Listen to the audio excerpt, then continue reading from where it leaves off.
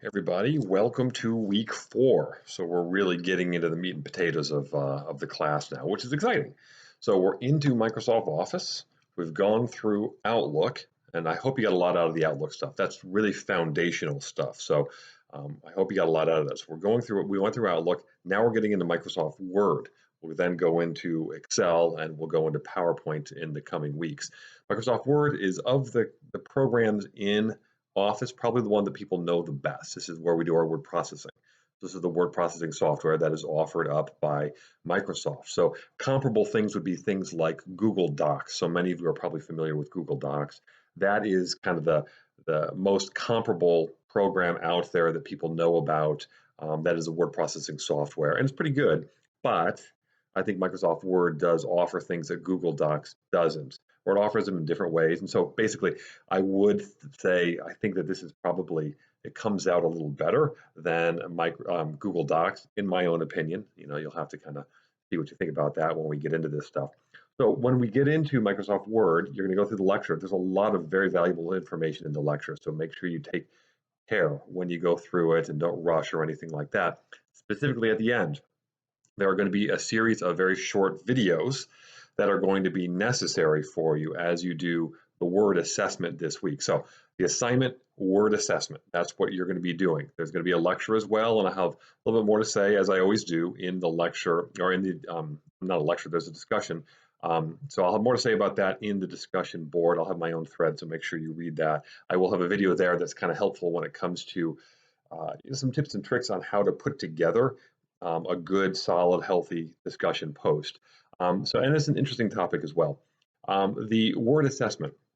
This is the other assignment that we're going to be doing this week. What are we doing with it? Okay, there's two things in particular that you're going to be kind of tested on or assessed on through this assessment. One is basic word formatting. Do you know how to do some of the basic elements of word formatting? Can you change the font from bold to plain? Can you set margins? Can you kind of work on a reference? There's a reference in this thing. You'll notice that and put together some indentation there. Can you put in page breaks? What about a header or page numbering, et cetera, et cetera? So some basic elements of word formatting. How you can format some sort of basic document. The other thing, though, is going to be APA formatting. So this is in the lecture. I'm not going to say very much about it right now. I'll say just this, though. APA stands for the American Psychological Association. This is a format style. It's also a citation style that is used very often in academia. So when you're doing research on a paper and you're gathering information from different sources, you're going to use some sort of style to show your research appropriately. And APA is one of the more popular ones. And this is how you avoid things like plagiarism. This is how you show your work. This is how you show what is your information and what is somebody else's, okay?